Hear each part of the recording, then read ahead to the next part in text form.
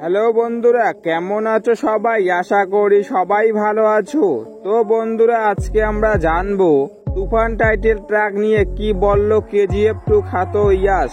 জানতে হলে ভিডিওটিতে একটি লাইক দিয়ে ভিডিওটি শেষ পর্যন্ত দেখার অনুরোধ রইল। তুফান টাইটেল ট্র্যাক প্রকাশ পাওয়ার সাথে সাথে বিশ্বজুড়ে ব্যাপক রিভিউ হচ্ছে। শাকিব খানের এমন একটি লুক দেখে সবাই ব্যাপক প্রশংসা করছে।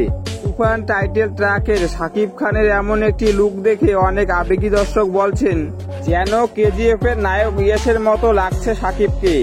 অনেক আবেগী দর্শক তো ভাবছেন কেজিএফ মুভির নায়ক ইয়াশ নাকি কথা বলছেন শাকিবের সাথে তুফান টাইটেল ট্র্যাক নিয়ে।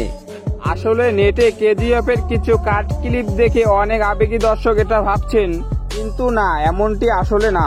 তবে শাকিব খান যেভাবে সাফল্যের দিকে আগাচ্ছেন তাতে আশা করা যেতে পারে সামনে কেজিএফ এর নায়ক ইয়াশের সাথে একসাথে কাজ হলেও হতে পারে।